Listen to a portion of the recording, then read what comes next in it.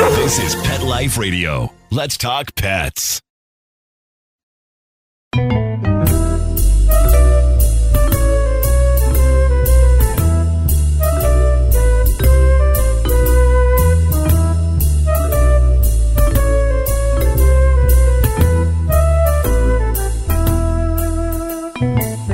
Hello, cat lovers. This is Michelle Fern, your host on Cattitude.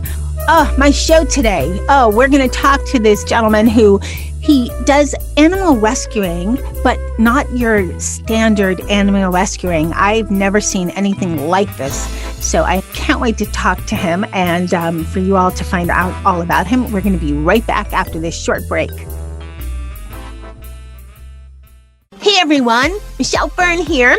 I want to tell you about Carlson Pet Products. They are a family-owned, budget-conscious company specializing in creating pet safety products to keep your pet happily protected from the puppy stage through the senior years. Carlson offers a variety of products such as pet pens, folded elevated beds, crates, and pet gates. Their portable pet pens are lightweight and foldable and have a carry bag for storage when you're on the go. I love traveling with my portable pet pen from Carlson. It's made traveling with Nikki so much easier. I've used my portable pet pen at home, again, traveling, or even when I'm doing a short road trip. They're also ideal to use at home, traveling, or simply headed to the park down the street. The portable pet pens come in two sizes, 6-panel or 8-panel, and they give your pet ample room to move around. Plus, you can add an attachable canopy to create a shaded outdoor oasis for your pet. Visit carlsonpetproducts.com to get 25% off your order, plus free shipping using the promo code PETLIFE.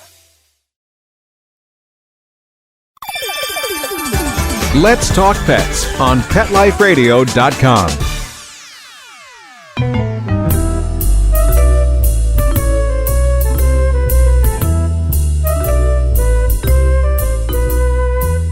Welcome back, everyone. I'd like to welcome Doug Thron. He is the star of the animal rescue docuseries, Doug to the Rescue. He is an animal activist, an environmentalist, an aerial cinematographer, and an infrared drone pilot. Welcome, Doug. Thanks for having me on. Much appreciated. I am so excited to have you on. Did I miss anything? Because you are a man of many talents. So no, that's pretty much enough. Yeah, I do a handful of other things or whatever because I have a mind that tends to wander and do all sorts of other things like build classic cars and other stuff, fly seaplanes or whatever. But yeah, that was plenty. Okay, so first, I've done a lot with animal rescue and that sort of thing on Cattitude, but nothing like this. You actually find animals in disaster areas by drone. Yeah, it was kind of stumbled upon it myself because I was a cinematographer specializing in aerial cinematography with drones. And I was filming a guy that was doing cat rescues after the Paradise fires when it was about like 15,000 houses burned down a few years ago. And I went out with him, filming him, and then, of course, helping him as we were doing it because it was just the two of us in the car. And when we were rescuing all these cats and animals at night, this guy named Shannon J, who's this amazing cat rescuer, he was using an infrared scope to find where the cats were. And then we'd set out traps to catch them. And using the infrared, you could see the cat's body heat amongst all the burned out rubble, and it was easy to find where they were. So we were talking about how cool it would be to put them on a drone. And then fast forward about 9 months later, I just happened to be volunteering with the Sea Shepherd Marine Conservation Organization, and they were delivering aid to the Bahamas after a Category 5 hurricane struck and just wiped out hundreds of houses. And I was out there filming for them so that they could raise funds to continue to bring more aid out there. And as I was filming, I was flying over the devastation with a drone. And then I was able to spot dogs and stuff trapped amongst the rubble. And then I thought back about my work with Shannon and was like, damn, if I could put an infrared scope, I could find a lot more of them because it was hard to even see them. Even with a drone, it was hard to see them without being able to find the body heat signature because there was so much rubble and debris and everything. So I went back to California, did fundraising, and then put in a bunch of money of my own in the very beginning and got an infrared camera and built this custom drone and put on spotlights to it and a zoom lens and everything. And then it worked out amazingly. So I went back to the Bahamas about 5 times rescuing all sorts of animals. And then from there went to directly to Australia and was in Australia for 8 months doing koala rescues after the fires, and it worked exceptionally well. So yeah, my hope is that these drones will be the new way for animal rescue, for finding the animals and then working with rescue groups to go in and save them, because it just works. It's a countless times faster, and you can find animals that you'd never find before with the human. Exactly. And that's kind of answers my question, because I was thinking, I've never heard of this before. So you're the first. No, I was the first. And it was just kind of in all honesty, to be truthful, I didn't know whether the damn thing would work or not. I was like, damn, I hope it works.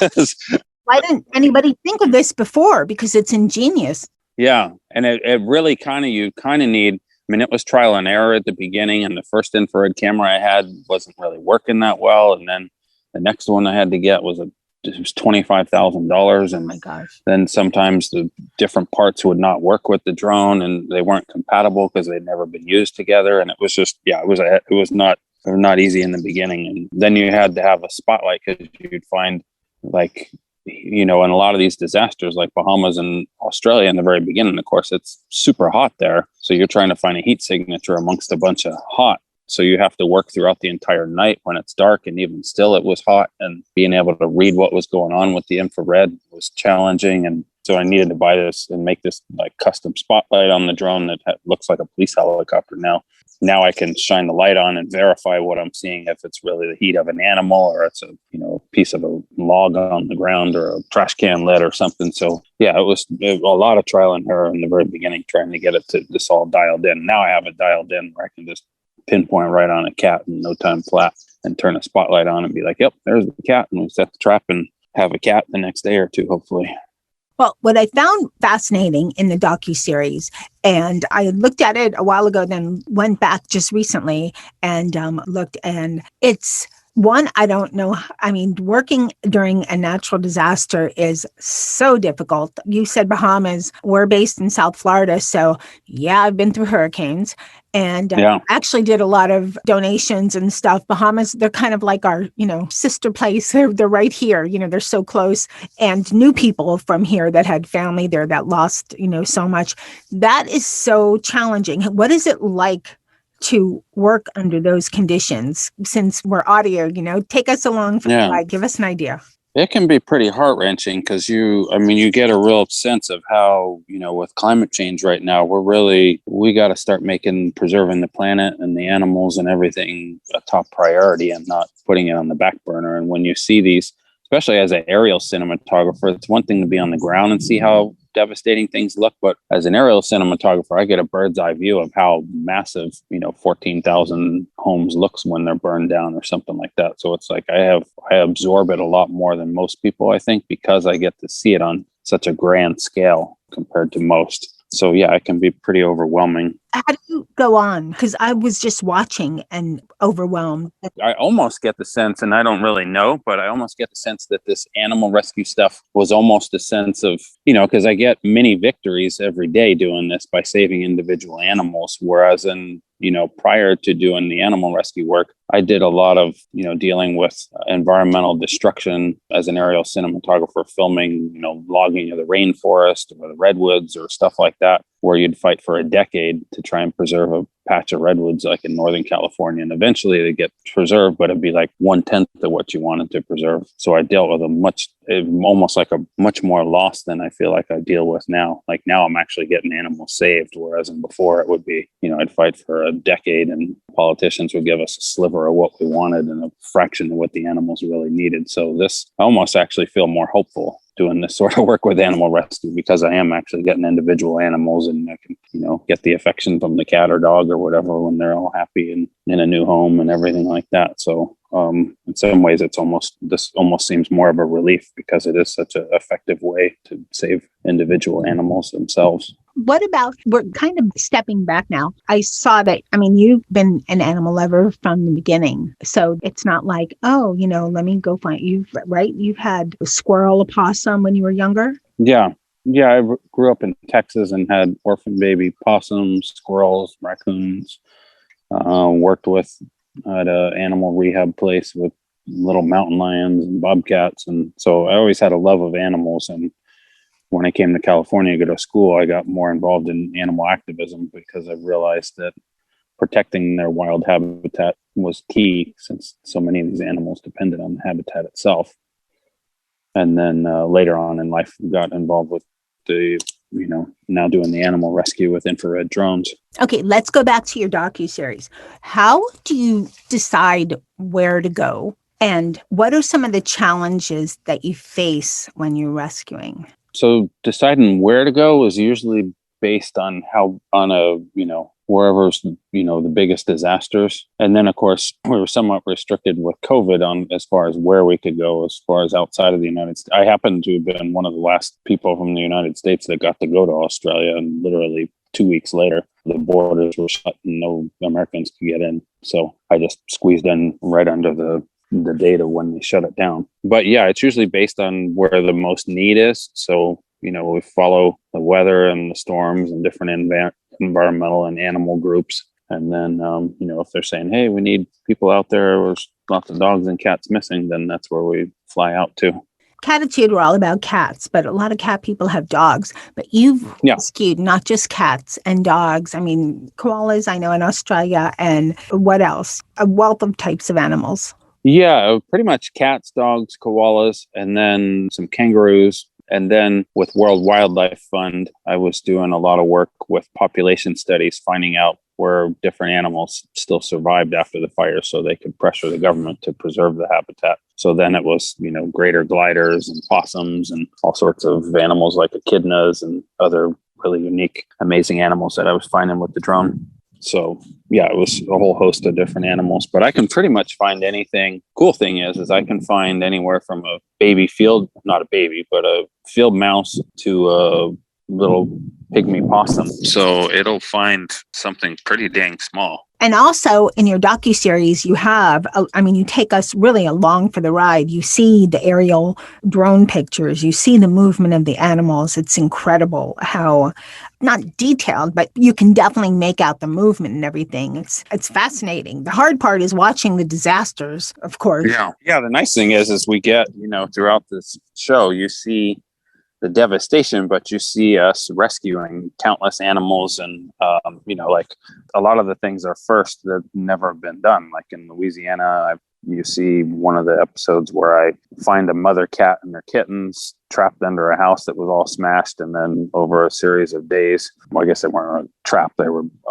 hiding under it or whatever. Over a series of days, we capture all 3 of the cats. Then we're up in Oregon, and after the fires, and there's this cat that's badly burned and wounded, and I find it with the drone, and then I go out in the field, and then I find where it's at, and I catch it with my bare hands. And later on, you see that same cat get adopted into a loving family. And so, yeah, it's really, there's a lot of devastation, but you see a lot of rescues and animals that end up in beautiful homes.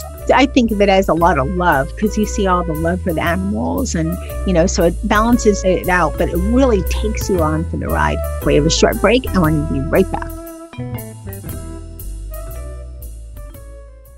Molly, here's your dinner.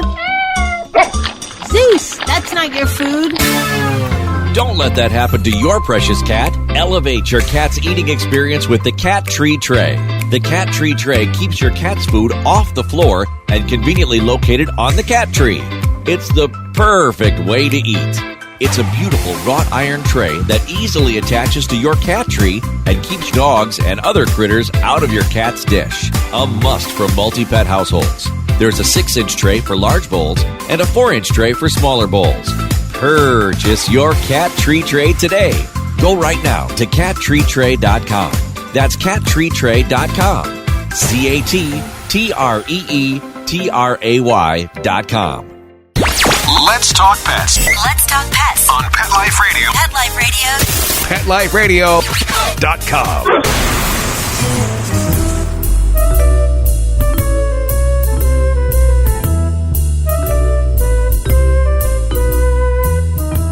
Welcome back, everyone. We're talking to Doug Thron. He is the star of the docuseries, Doug to the Rescue. Okay, Doug, we got into some heavy stuff in the first one, all this with the devastation and everything. Do you have a favorite rescue? That would be hard to say a favorite one because they're all pretty special. I mean, the most sentimental one was the first one I did, which was with the dog Duke, and then I went on to adopt him. So that one will always be sentimental, and because I've had him for such a while now. But yeah, I mean, they're all pretty special in their own unique ways. Obviously, finding a mother cat and the kittens was really exciting as well. And then the koalas, of course, are super cool to see. So Right, because and rescue we're not those. here. So yeah, no, it was neat. I'd never seen a koala before. So, and then the next thing you know, I'm rescuing dozens of them. So yeah, it was really cool to see those. Okay, let's talk about the cats, because cats are hard to rescue just with somewhat perfect situations. But with a disaster, added to it, that makes it that much more challenging. What was that like? Because I know that they're much more difficult than dogs and even probably horses and probably even than koalas, except you have to climb the trees for the koalas. Yeah, the cats can be tricky because, they're pretty fierce and good fighters or whatever. So you go to grab a injured cat and it's going to get a piece of you for sure. So, and you certainly see that on the show when I grab one and others grab them. Sometimes when they're badly injured, that's sometimes your only option, because if you let them sit where they're at, they're not going to go in a trap and they could easily die. So you just got to grab them and hope not to get bitten and scratch too badly. But yeah, the cats are usually, we find them with the infrared drone and then we set live traps out for them. And usually we're pretty successful in catching them. I mean, all the ones that we tried for in the show, I caught. What do you hope that people will gain and, knowledge, whether it's the understanding or what have you, from watching Doug to the Rescue? My hope is that one day these infrared drones they'll be the commonplace. They'll be as common as using a helicopter for rescuing people. That infrared drones will become the new way of rescuing cats and dogs and wild animals that are injured, because it's just, you can find so many more animals and it's so much faster and more efficient and will save countless many more animal lives. So that's my hope. And down the line, I want to have like a school where I teach people on how to fly these and use these drones, and then have like an animal rescue center where the animals come to if there's ones that can't go to other centers that we're rescuing. So yeah, I hope to keep doing this and inspire others to do the same. I applaud that idea. I think it's fascinating and it's well needed. Could you use the drones other than maybe natural disasters, but isolated areas where, I don't know, what other situations, or is it basically just natural disasters is where they're most effective? Yeah, the infrared drones you could use for locating individual missing animals. If someone's cat or dog is missing, you could certainly find the individual animals. You could also find individual people. And I've been surprised that they don't use that more often for missing people, like when kids go missing in the woods or something. Exactly. Or hikers or something. It's not that, I didn't even think about that, but it's not widespreadly used, I guess. Yeah, no, when I was in Australia, they went to use a helicopter with infrared, and it went to cover an area, and they were only able to find one koala in a day's time. And I found like a dozen within an hour or two in the same area. So yeah, the infrared drone is definitely much more effective. Mostly, I'm guessing because of its size, and it doesn't have to, fly as high up and so forth. Yeah, you can get, if you have a skilled pilot behind it, you can get down in between the canopy and you can find the animal down low. And yeah, it's just much, because infrared, you have to be able to go with a helicopter, you have to be hundreds of feet above the canopy. Whereas with a drone, you can drop into the canopy and find the animal, because its body has to be exposed to some extent in order to get the heat signature. So a drone is really the only effective way to do it. Now, the big question. This is a very small operation. I mean, it's, anytime there's a docuseries and this kind of stuff, people are, think that there's huge companies behind it and stuff, but it's kind of very grassroots, very small. Yeah, definitely. So how do you get funded? So far, it's just been self-funded and individual donations off of GoFundMe page. And then CuriosityStream has covered the expenses of me traveling while filming this. So that's definitely helped. But yeah, right now it's primarily individual donations that's been keeping it afloat and going along. Why does the Discovery Network pick you up or something? Well, CuriosityStream was founded by the founder of Discovery Channel. Oh, so But Thanks yeah, for educating me. Sorry. yeah. But it's it being a new show, of course, there's not a huge budget or whatever, because obviously shows got to see how well they do and stuff like that, and then the budget gets bigger. So, but yeah, right now it's been pretty tight running this whole operation, doing the animal rescues. But thankfully the show was covering the expenses and gave some money towards it, so that definitely helped, because it wouldn't have happened without it. How successful are you with capturing the animals that you find lost with the drone? So far I've been able to get all of them. Your rate's like 100%? Yeah. That's amazing. Yeah, so I'm not to say that it's always going to be like that. Eventually, there'll be cases where, if an animal gets eaten by another wild animal or hit by a car or whatever might happen, then obviously I can't find it. But so far, I haven't, individual animals, I haven't done a lot of searching for. It's been more disaster areas, and then I'm looking for whatever animals are out there. Individual ones would definitely, the rate of success may obviously not stay that way if depending on what might happen to an individual animal. Right. And the individual would be hard. Yeah. But if the animal's alive, I've had times where I have to look for a number of days to find the animal. But if it's alive out there, eventually I'll see it moving around, because you can't really hide from the infrared. It'll find you. I'll be able to see its body heat eventually.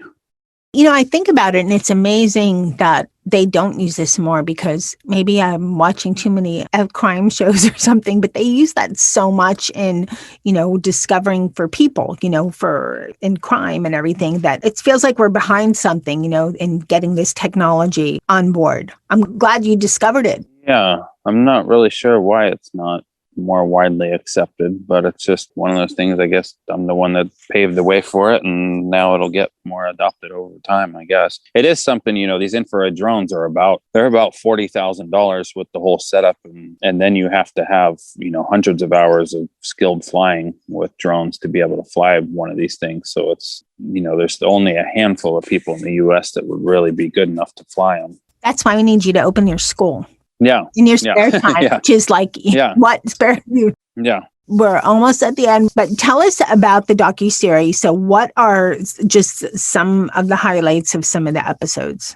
Yeah, so it's basically from the beginning, following me through the Bahamas, through Australia, Oregon, Louisiana, California, basically going through all these different disasters of hurricanes and fires, and me using the infrared drone to find all these animals. And then once we find the animals, they're given whatever veterinary care, and then either the owners claim them, or you'll see throughout the show new people adopting different animals. So you'll see like a scrawny looking cat or dog that's like half starving and burnt up, and then later on in the series you'll see the animal's all fat and happy and wagging its tail and purring and in a new comfy home. So they all have happy endings, so it's nice. And then we talk about climate change and our environment, and yeah, it's an exciting show. It's definitely fast paced, and everybody I've heard of that's gotten a chance to have a sneak peek at it has sat down and just watched all the episodes back to back.